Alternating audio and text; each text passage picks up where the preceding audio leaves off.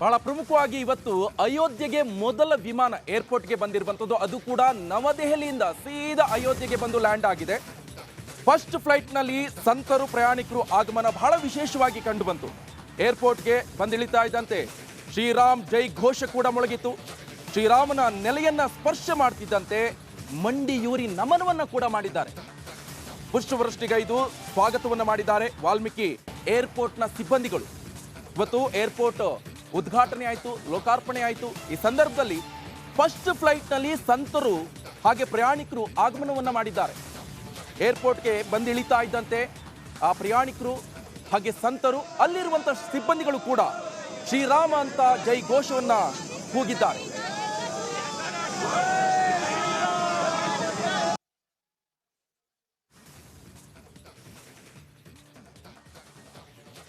ಆ ದೃಶ್ಯಗಳನ್ನು ಕೂಡ ನೀವು ಗಮನಿಸ್ತಾ ಇರಬಹುದು. ವಾಲ್ಮೀಕಿ ಏರ್ಪೋರ್ಟ್ ಇವತ್ತು ಲೋಕಾರ್ಪಣೆಗೊಂಡಿರುವಂತದ್ದು. ನರೇಂದ್ರ ಮೋದಿ ಅವರು ಲೋಕಾರ್ಪಣೆಯನ್ನಗೊಳಿಸಿದ್ದಾರೆ. ಈ ಸಂದರ್ಭದಲ್ಲಿ ಯುಪಿ ಸಿಎಂ ಯೋಗಿ ಆದಿತ್ಯನಾಥ್ ಅವರು ಇದ್ದಾರೆ, ಹಾಗೆ ಹಲವಾರು ಅವರ ಸಚಿವ ವರ್ಗದವರು ಕೂಡ ಇರುವಂಥದ್ದು. ಆದರೆ ಬಹಳ ವಿಶೇಷವಾಗಿ ಈ ಫ್ಲೈಟ್ನಲ್ಲಿ ಕಂಡು ಬಂದಿರುವಂಥದ್ದು, ನವದೆಹಲಿಯಿಂದ ಬಂತಲ್ವಾ ಈ ಫ್ಲೈಟು ಅಯೋಧ್ಯೆಗೆ, ಆ ಫ್ಲೈಟ್ನಲ್ಲಿ ಸಂತರು ಹಾಗೆ ಪ್ರಯಾಣಿಕರು ಆಗಮನವನ್ನ ಮಾಡಿದ್ದಾರೆ. ಮೊದಲ ಫ್ಲೈಟ್ ಇದು.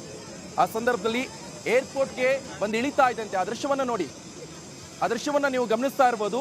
ಶ್ರೀರಾಮನ ನೆಲೆಯಲ್ಲಿ ಸ್ಪರ್ಶ ಆಗ್ತಾ ಇದ್ದಂತೆ ಮಂಡಿ ಊರಿ ಶ್ರೀರಾಮ ಅಂತ ಜೈಘೋಷವನ್ನ ಕೂಗ್ತಾ ನಮಸ್ಕರಿಸಿರುವಂತಹ ದೃಶ್ಯವನ್ನು ಕೂಡ ನೀವು ಗಮನಿಸಬಹುದು. ನೋಡಿ, ಸಾಧು ಸಂತರೆಲ್ಲರೂ ಕೂಡ ಆ ಫ್ಲೈಟ್ನಲ್ಲಿ ಬಂದು ಇಳಿತಾ ಇದ್ದಂತೆ ಅಲ್ಲಿನ ಸಿಬ್ಬಂದಿಗಳು ಕೂಡ ಬರಮಾಡಿಕೊಂಡ್ರು ಅದ್ಧೂರಿಯಾಗಿ. ಜೈಘೋಷ ಮೊಳಗಿತು, ಶ್ರೀರಾಮ್ ಅಂತ ಜೈಘೋಷ ಮೊಳಗ್ತಾ ಇರುವಂತಹ ದೃಶ್ಯವನ್ನು ಕೂಡ ನೀವು ನೋಡ್ತಾ ಇರ್ಬೋದು.